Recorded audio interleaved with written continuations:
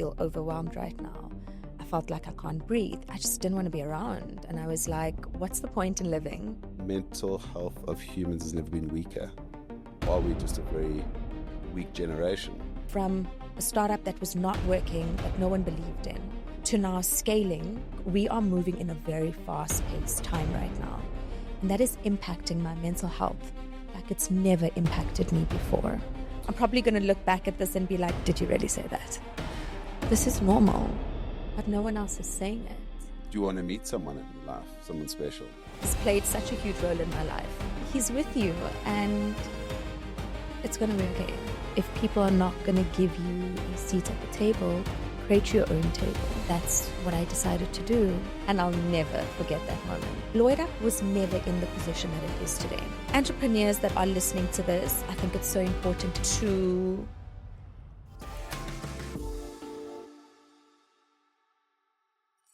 Serisha Barrat, thank you for flying in. We like to think it's specifically for us.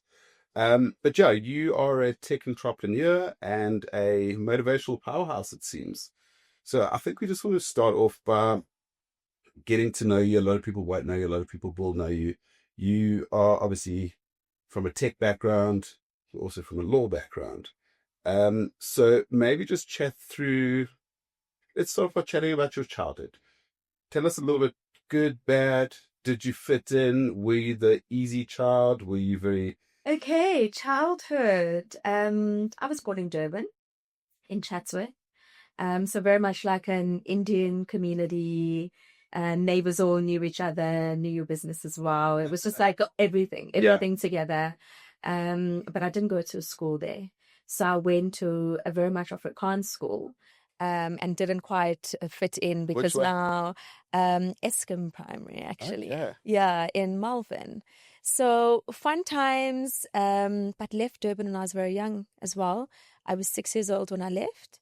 Moved to Cape Town with my mom. Parents had gotten divorced, separated at that point, and my grandparents pretty much grew me up alongside my mom. So very grateful for that. And again, lived in a very Indian community called Lenasia. And lived in Johannesburg till the age of 22. Nice. And I decided to pack up and move to Cape Town. So we're going to jump around a little bit. So why tech? You know, it's not... A lot of business for many years has been a man's world, but from a tech perspective, I mean, the percentage of tech startups for females is incredibly low. I think it's something like 3%. I mean, from a funding perspective, it went up by 1%. So it used to be 2. Sure. And now it's sitting on 3. And I think that's why we need more females in the space to be able to give access to future generations. And if people are not going to give you a seat at the table, create your own table. And that's what I decided to do. And despite studying law, I actually dropped out of my second degree, which not a lot of people know. So finished the first one. The second one, I was 2 subjects short of finishing. And I was like, I just don't want to do it.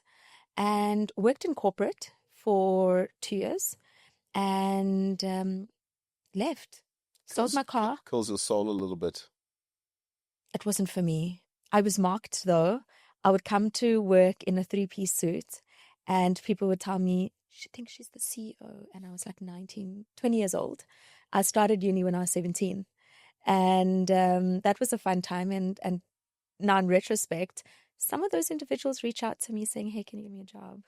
So it's crazy how life turns out. And I think it's so important to just always be a good person and just be kind, you know. But we've known each other a couple of years now, and you always are very well dressed, bit of a fashionista. I think we actually meant via like influencer networks, which is kind of funny and ironic at the same time. Yeah.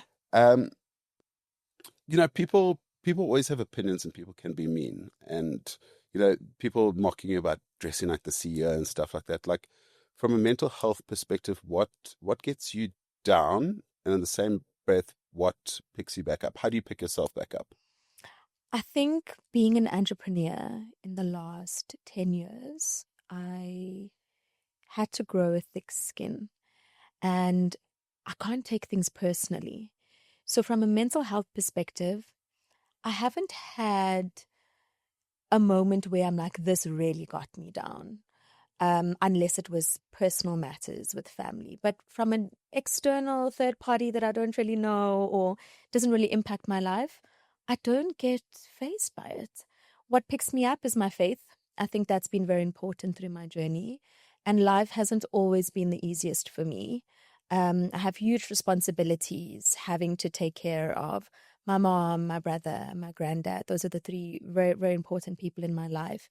But it's just become a norm now. It's just like, this is what I have to do, and I do it. So if there's anything that really gets me down, it's more around that.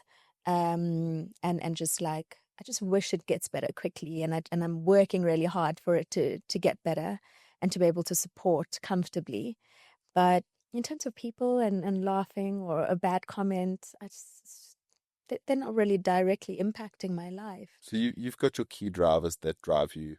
Um, are you living your dream? Is this your dream? Is this your job? Are you in the space you want to be in? I absolutely love what I do. I love the impact that I'm creating. I love that I get to do for my family and those that are important to me, to be able to create spaces for females in the tech in the tech industry. I mean, my team is a 70% female team. Our head engineer, her name's Bemi, she's an incredible human being. She's a black female. Absolutely incredible. The only male really that's on the team is my co-founder, Deji. But it's been so exciting. But also it's been a long time, eh? Almost 5 years of pushing, pivoting, failing, losing money, I mean, that's entrepreneurship. getting it back. We've been through that. It's that self doubt every day. But I want to touch on one thing you said. You said the black female. So being a woman of color in this industry specifically, is that your biggest superpower? Or has that been your biggest challenge? I think as time has progressed, I wouldn't necessarily say it's a challenge. There are multiple different opportunities that are presented to me, way more than before. But there's been a shift within the African continent. It wasn't always this way. I would say that getting into the right rooms and speaking to the right people has made it a superpower, has made it where when I get into those rooms, I'm able to impact not just the circle that I know, but at least people outside of that circle as well. So navigating it initially was difficult. But again, I don't let these things affect me. I kept knocking. Hates me again. Hates a new solution.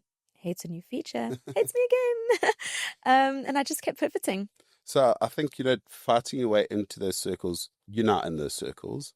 You have a lot of credibility in those circles. Are there a lot of people that come to you for mentoring and advice, especially females? I actually give time to female tech founders. Just actually yesterday, I was at UCT giving a talk as well at a women's event because Women's Month, so women's event, and people that want to get into business. And a lot of the students were 22 years old. And I was 22 when I fully got into entrepreneurship. So it was such an incredible full circle moment. I also have this like link on my profile where I give 15 minutes free to individuals on a weekly basis. Amazing. Any sort of guidance. I mean, I don't know it all, but I'm also not a gatekeeper. What I do learn and what I am exposed to, I'm always very happy to share. I believe that there's abundance of opportunity that exists, and that's a mindset thing. There's no scarcity. So tell us, you were on Forbes 30 under 30. Is that right? I was actually in the magazine. In the magazine. Yes, yeah. Tell A us about that. feature in the Forbes magazine. Do you know, accolades are great, but it's also what you do with them that matters more than anything. And the feature was amazing for credibility. I think it was also in the pandemic that it had happened. What do you do after that? What do you do once you've gotten into the rooms? Do you just forget that it exists, or do you actually follow up and utilize it? And I think I've done that well. I've utilized every bit of exposure that I've gotten in order to boost what credibility looks like. We know that people buy into people.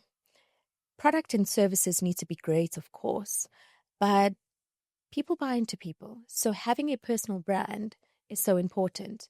The creator economy is going to be worth trillions of dollars by 2035. It's going to be a $1 trillion economy. We need to start thinking about having that personal brand. You should be able to sell any service and any product because of who you are. And that's hard because sometimes I cringe at, I'm so honored to speak here. I'm so honored to be in this magazine. But it's, But I think it's a South African thing as well. We touched on it earlier in another podcast. It was, I think we brought up as South Africans to be very humble. Whereas I think, if you've earned something and you are there, it's almost like we put ourselves down. We don't give ourselves our backpats. So becoming your own brand, I suppose, especially in a third world country or developing country, should I say, everyone's got access to tech at some sort of level. So we've got high unemployment in the country. What would be your motivator to youngsters these days? How would a youngster go, I've got this idea, I've got this dream. How do I pitch it? Who do I talk to? Like, what's the starting point? I think because we have so many different AI platforms that can enable you to fast track processes in taking this idea and actually just putting it in the market. What is your differentiator is your brand. There are AI tools that are creating other AI applications and ideas. I mean, I'm in the tech space, so I'm very much exposed and Is it diluting it? It's diluting the ability to have multiple different apps, of course. And you have to be different in terms of who are you? What is your why? We can all create apps now. I mean, we can utilize platforms like Lovable, and you're creating an app in a matter of minutes. You're creating websites, web apps in a matter of minutes. And what's different from apps that already exist? Do we really want to keep having apps as well? I mean, one of the things that we pivoted from was having an app on iOS and Android. And customer acquisition costs become very high as well. And I don't think a lot of individuals realize that. It was so expensive to have that B2C compared to having that B2B2C. So customer acquisition costs got really high. But just to answer that question directly, where would they start? It's so important to start at why am I building what I'm building, whether that be tech, a service, a product. Why am I doing this? Does it have some sort of social impact? Because I believe that that's so important to be able to give back in some way or form. And the next to that is get that MVP out and look at grant opportunities and programs that can accelerate your growth before asking investors for money. The last thing you want is to keep getting 100 no's that are going to demotivate you. But you're getting those no's because you're actually not ready for the market. You don't have an MVP, and you're hoping that with this beautiful created deck, you're going to get money. We're in Africa. We're not selling future value. We're selling metric. We're selling what do you have right now? How many clients do you have? What is your monthly recurring revenue? What is your annual recurring revenue? And if you can't answer those questions, don't ask for money. What is your customer acquisition cost? And I think so many people don't actually know what it actually costs and how do you acquire one client. So you're pitching actual rather than the dream. Yeah. So you spend a lot of time helping other people. You pour a lot out of your cup. What fills your cup? My dog fills my cup. I absolutely love my It's dog. Yorkie, right? It's a little Yorkie. His name is Lewis. And Could have brought him on the show. I actually tattooed his ears. I digitized his ears. He's played such a huge role in my life. There was a very dark time that I had gone through about 3 years ago where I just didn't want to be around. And I was like, what's the point in living when living is so hard? It could be way more peaceful to just not exist. Yeah. And I turned around and I looked at my dog and I was like, that's so selfish. You just got this dog. Who's he going to go to? And he's a part of your life, but you're his whole life. Like, he's with you and it's going to be okay. And I came back inside and I hugged my dog, and I'll never forget that moment. So I tattooed his ears, and I'll just, whenever I look at it, no matter what happens, if I'm having a bad day, I'm like, it's okay. I'm going home to Lewis, and he's my best friend. So he So saved you. he did.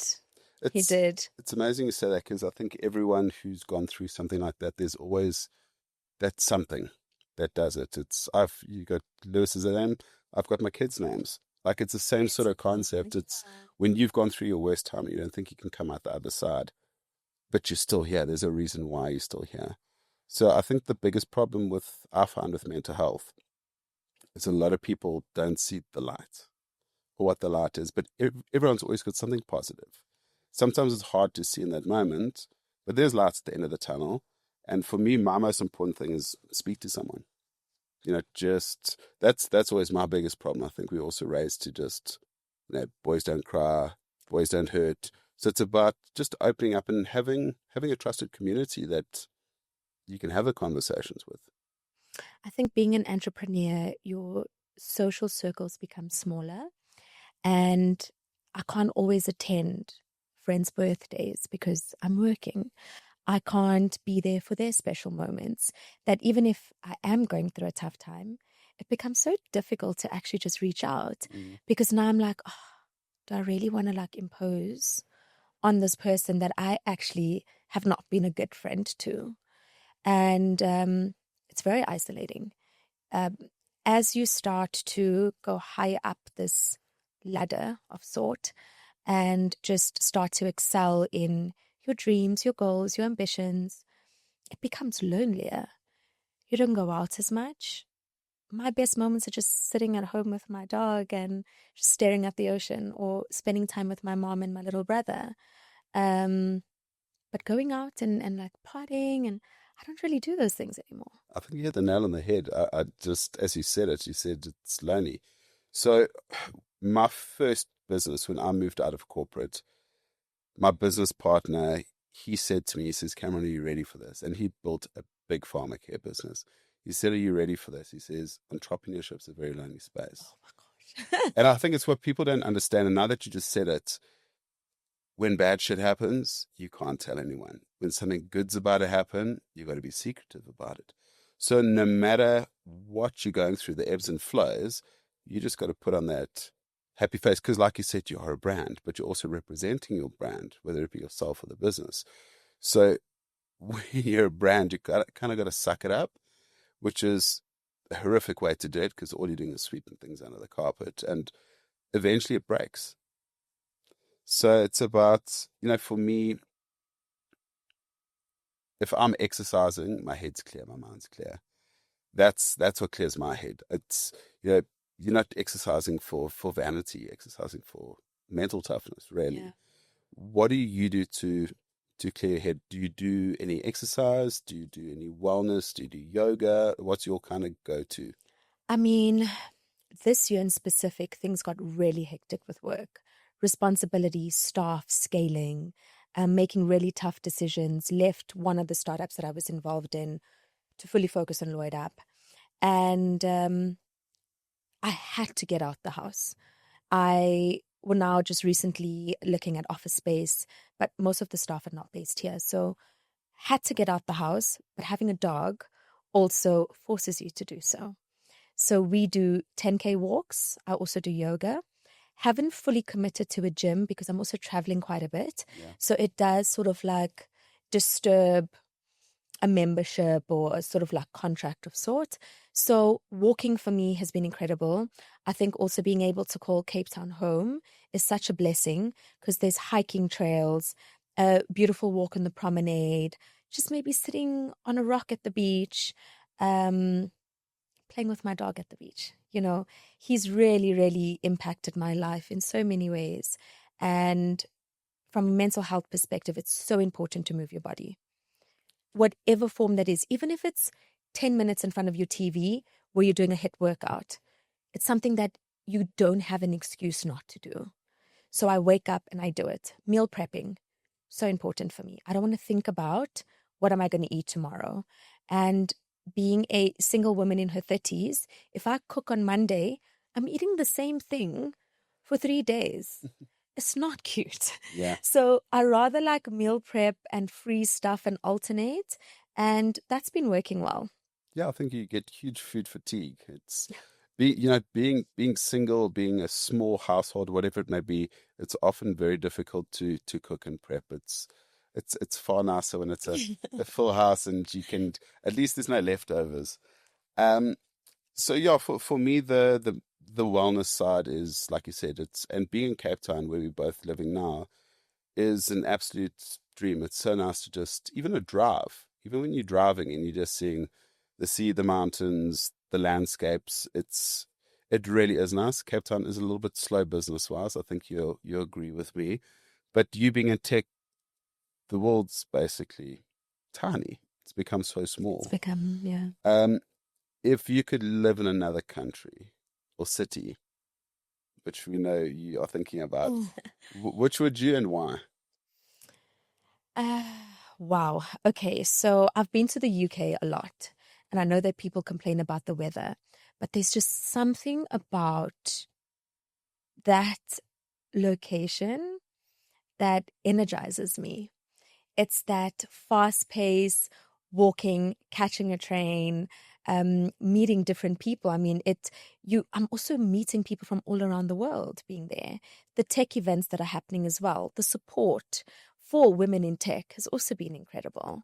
The African diaspora has grown large amounts from when I first started going to now. So again, being in the tech space means that you can also move around quite a bit. Even if I moved there with Lewis, I wouldn't necessarily have to be based there all year round.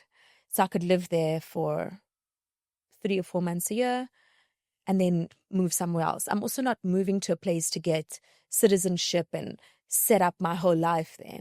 I want to be able to move around. Also looking at Beijing, also looking at Dubai, LA. I mean, there's just so many opportunities that are existing in different parts of the world that I really want to be able to travel. And I want to be able to travel with my dog. So it has to be pet friendly. Um, that's super important for me. So lawyered up your primary focus right now. Yeah. Tell us about it. Lawyered Up, that's been my baby for the last almost 5 years now. And when you spoke about taking beautiful drives in Cape Town, I actually sold my car to put money in my business 3 years ago and launched the app, and it didn't end up working. So I lost quite a bit of money, but didn't give up on it. So what is Lawyered Up? Lawyered Up is democratizing access to legal using generative AI and natural language processing. It was very important for me to look at the access that people have to legal services from an SME and enterprise level. Our backbone of our economy are SMEs and startups, but they're not being supported. And if 90% of the workforce is coming from our SMEs and they're not compliant, they're unable to scale, which affects our GDP. So I was invited to World Economic Forum in 2019, where they spoke about legal tech like it was far into the future. So I have a very obsessive personality. So I went home and I started researching legal tech. And I was like, well, this can definitely work in Africa. Boom, pandemic happens 2020. I was like, well, no better time than now.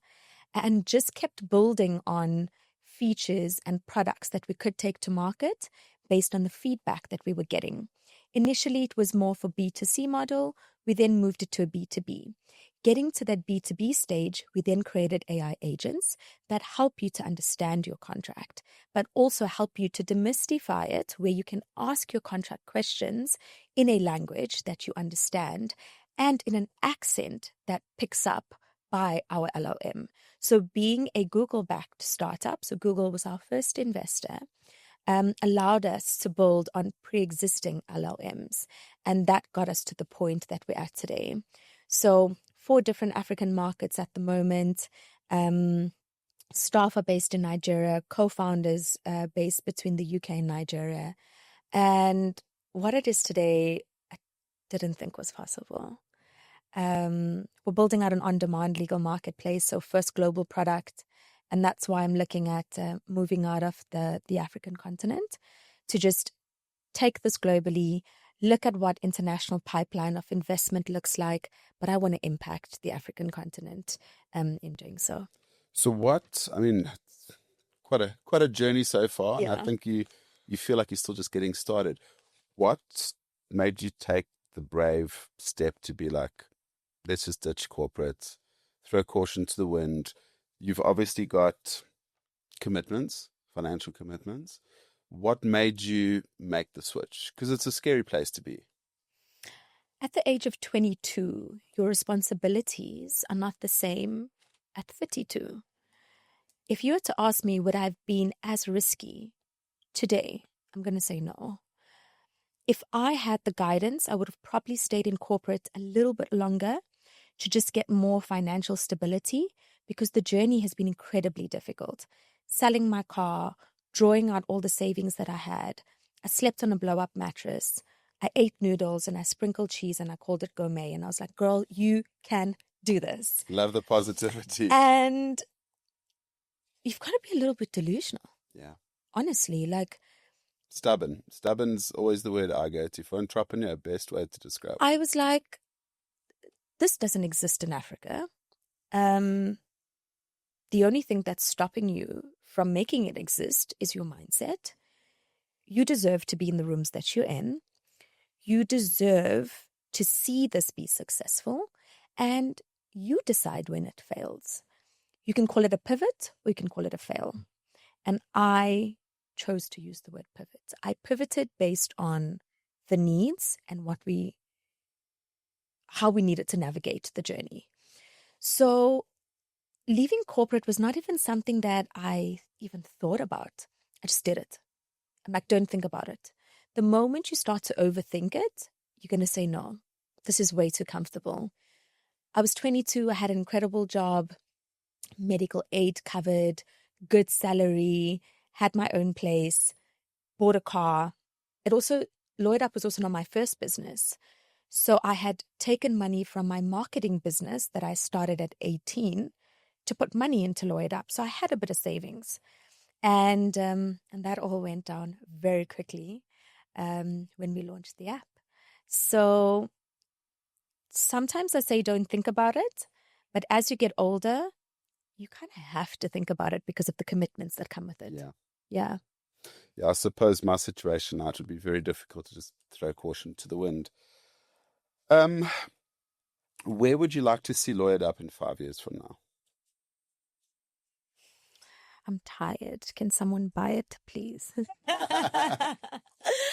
I'm going to take 20% facilitation fees on that. Thank you. So, this question's been coming up quite often because initially it wasn't working. No one believed in it. And now we're at a point where it's starting to scale. And that process took about 5 years. Closing corporate clients now, looking at international corporates as well. I want to be able to impact, firstly, the GDP from an African perspective, have legal be accessible to grassroots township businesses, to SMEs and startups that can then go out there and get the funding that they need to scale and hire even more individuals.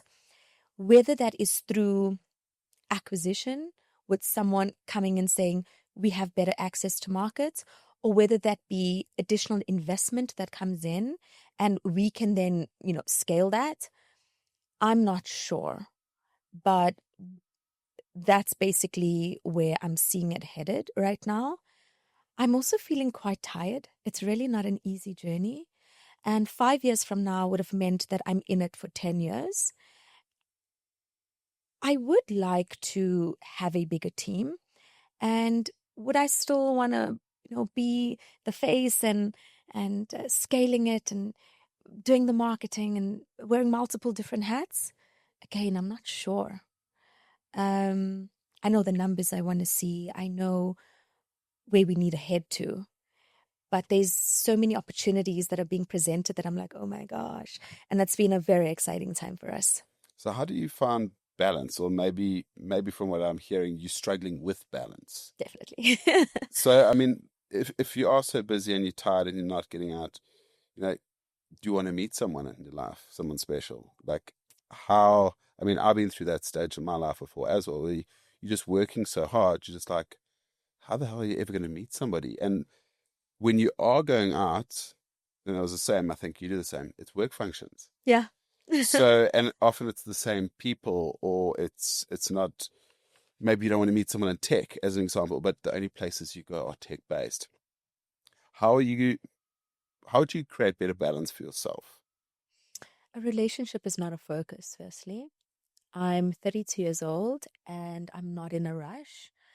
The technology that we have now also puts women in a way better position to not rush having kids. There's also so many kids that don't have homes. And again, I don't want to just impact one child, I want to impact many. So I'd rather have the financial flexibility and freedom to do more social impact work. My brother's 8 years old. So I also feel like I want to be there for him and be that best, biggest sister that he has. So finding someone isn't necessarily something that I'm striving to do right now. I really want to get to a position where the company's scaling smoothly. We've hired people. I'm comfortable. My mom's good. And that's when I'm going to have space to be a good girlfriend, a good wife, a good partner of sort. I can't be a good daughter, a good CEO, a good business partner, a good friend, a good dog mom, um, and then still want to give time to an individual. Do you manage to ever put yourself first? No, no, to be honest. I get a lot of joy from making sure those around me are good. Right down to staff, right down to every decision I make is actually not for me. I think being the CEO of a business, you can't think about yourself. It's actually not about you. It's about why did you create what you created and making sure that your staff are happy, that you retain your staff, that they grow as you grow, that they're happy, that you're creating culture in an organization. And then I come home to creating a beautiful home environment for my mom and my brother and my dog, and then still trying to see friends and trying to make it to all my tech events and networks. So I don't really put myself first, to be honest. So success does come at a cost. I would say yes. Temporarily, maybe, but it does. We're so exposed to everything that we need to be exposed to in terms of mental health, podcast, people speaking and sharing their journeys more openly now compared to before. And we know what we have to do. We know we need to eat healthier. We know that we should exercise. We know that we need to get out more. We know that having a companion could be beneficial. But again, it's like temporary sacrifice. It's not going to be like this forever. 31, going to be 32. Still young. I have a long time Still young. Oh, you're sitting next to me, so you're still young. to do what I want to do. Yeah. So I think we live in an environment where mental health has never been spoken about more, but I do feel that mental health of humans has never been weaker. Is it something you agree with? And, how do we get around that? Is it providing better tools for people to cope? Or are we just a very weak generation? Or are we exposing ourselves to opening up for the first time? It's such a sensitive and not sensitive topic because I feel like people that do have a platform should be speaking about mental health more. It shouldn't be a conversation that I'm shying away from. It should be a conversation that I'm openly speaking about because it's relatable. The moment someone starts to open up, you'll start seeing more people saying me too. Yeah. And me too, because we are going through I almost feel like we're in the matrix where we're consuming so much that it does impact you. Everyone around you seems to be doing so much better. And now you're here sitting in your home on your couch saying, am I good enough? Should I even put out what I've built? Should I even speak about what my ideas are? Because are they even good enough? And I never let that affect me. I just always said to myself, you deserve to, this goal is placed on your heart for a reason, and God placed it there. The way I see it as tools need to be more accessible. And I'm not talking mental health AI tools. People need people. We need relatability. And because life is becoming lonelier, even in crowded spaces, therapy is something that's not even as accessible, even though we need it. Yeah. I couldn't afford therapy until this year. It wasn't part of my budget. Yeah. If I had to think about making sure staff are paid or therapy, I'm going to make sure staff are paid because I want to get the business to a point where I will be able to integrate wellness into my business and into culture. And that's what I want to get to, is having all of our staff have access to wellness, be it physical, so gym memberships, or speaking to a therapist. And that should become a norm. Businesses should have this and structure it into their organizations. We can't function at our best if we're not okay and in a bad space. I was in such a low place where I couldn't speak to friends, couldn't afford therapy. And then what do? So, of course, you go online and you see, okay, what is available? You try and look at podcasts for relatability. And that's why I absolutely love what you're doing, to just be able to speak openly about anything and everything and just what's on your mind and how do you deal with it. You could do courses to help you. But I don't want to sit and do a course when I'm already not feeling okay. Yeah. So I do think that tools need to be more accessible.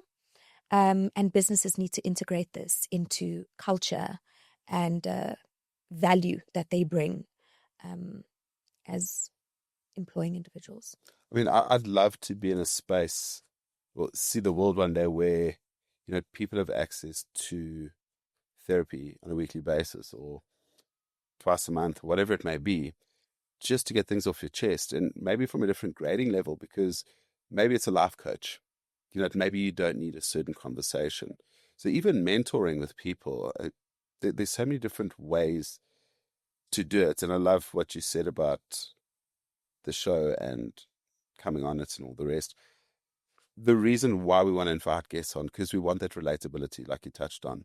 We want people to go that look up to you or inspired watching this, seeing this dynamo going, shit, she's been through it. Like, we all go through the same thing. The problem with humans is we don't talk about what we go through. So we evaluate everything in isolation in our heads, thinking it's just you or it's your weakness. And we are our own worst enemies. If you just, when I've gone through my toughest times, once you've just said it to someone, it feels like the biggest weight's off your chest. Yeah. And then the rest of it. But you do need tools. I think something like therapy should be ongoing for everybody. It is expensive. I wish I could do it weekly. I really do.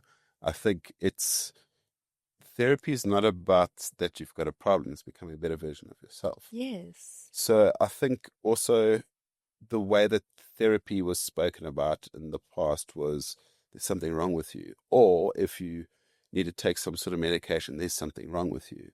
I mean, when you delve into something like depression, as an example, it's a chemical imbalance. And usually the easiest way to correct that's medication. I do believe that medication, my personal opinion, medication's way too easily dished out. Which is what I'm saying. I don't think we're giving people the tools to work on what they need to work on. Yes, medication's great, but it doesn't change the circumstances of what you're going through. I also think medication shouldn't be negative. And especially when you come from a home of color, the moment you say, I need therapy, there's nothing wrong with you. You don't need therapy. It's just all in your head. But yet you've just taken a massive step to say, I need help. Exactly. So let's remove that stigma.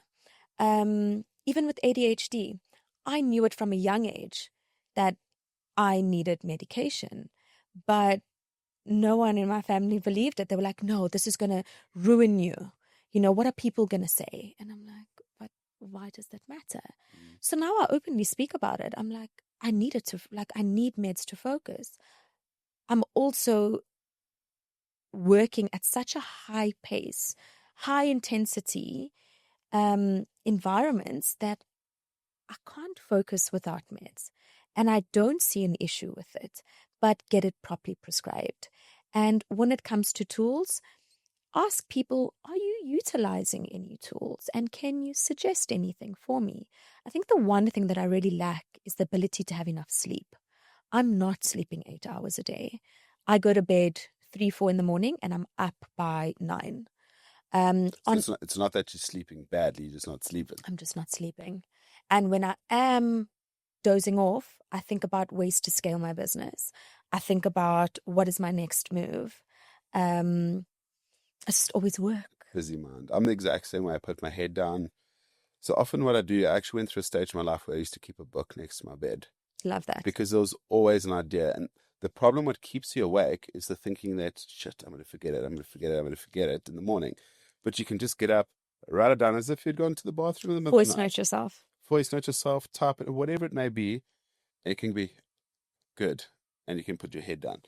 So I made a note. I'm like, do you think entrepreneurship's glamorous? Or do we No. glamorize entrepreneurship maybe inappropriately?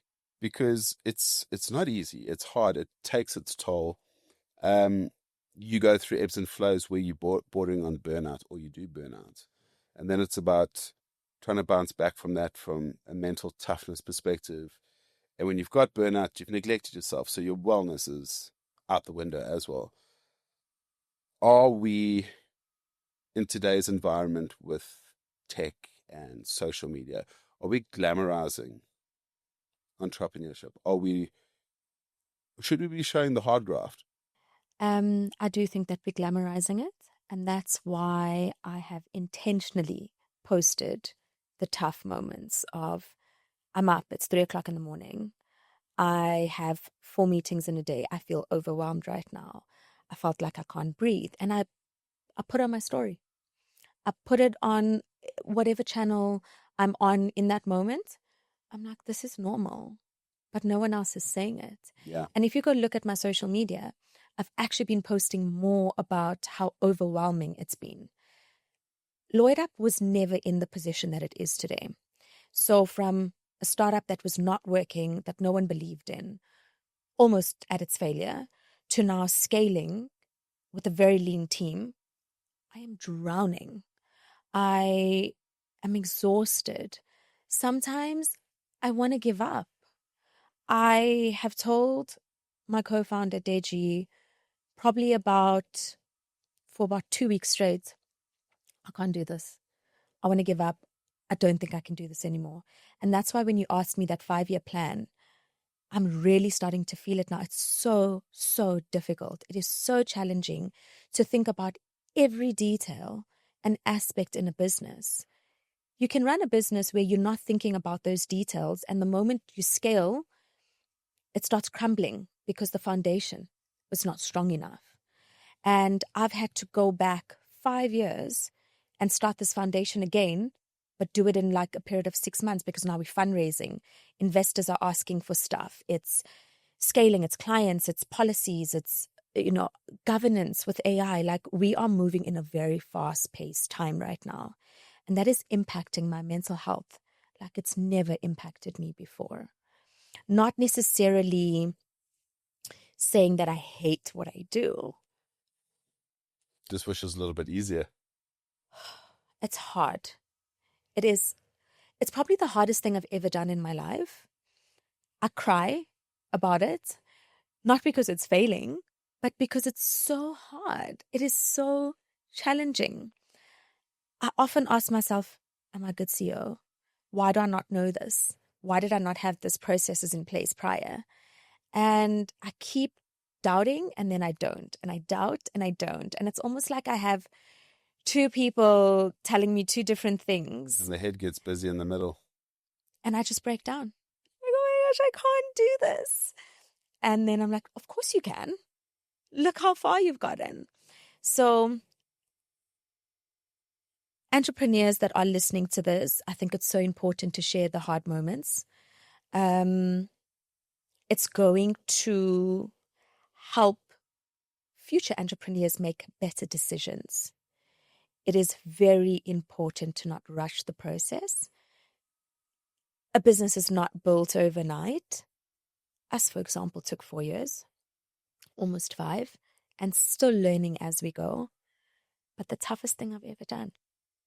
I don't know what else to say. Like, I think no better time than now to have me on this podcast, because it's absolutely just raw, where I'm like, it's hard. It's flipping hard.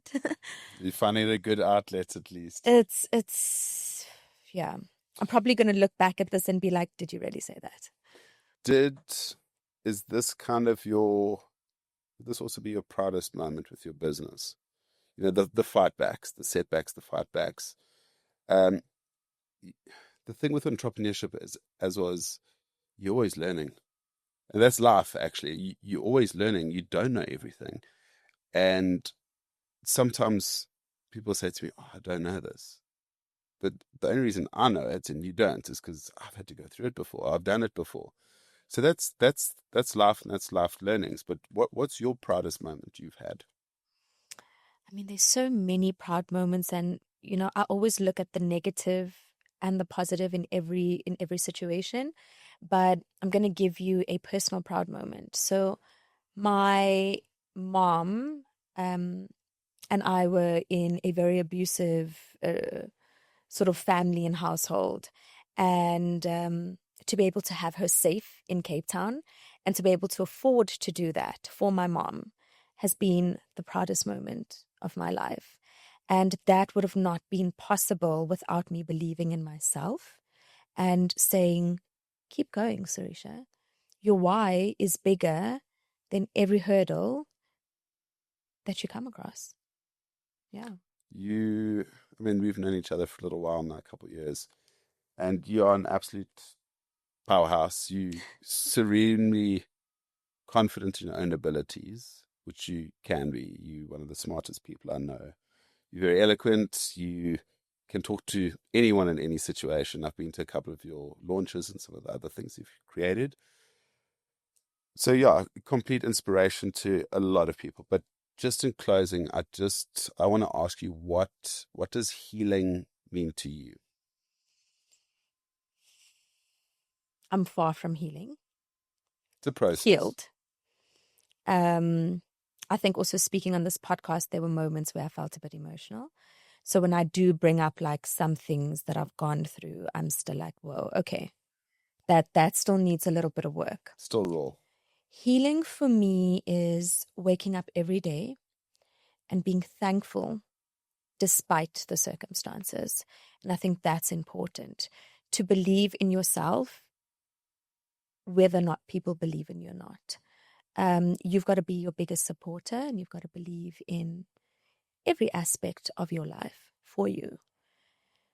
But it comes at a cost, and not a monetary cost, a mental health cost. Mental and physical.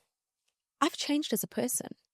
When I look at who I was 4 years ago, and I look at who Serisha is right now, I've completely changed. The way I carry myself, the way I think, the things I do, how I've got a plan, because I've got to be at multiple different places at the same time. And I'm grateful for it, all the bad and the good. But wow, it's been a journey. So I think the big thing you touched on there was gratitude. Gratitude, yeah. And that's linked to faith, I'm pretty sure. Serisha, massive thank you for coming on the show. Such a pleasure. And wish you all the best for Lloyd Up and all the rest of your future ventures. Thank you so much. Thank you.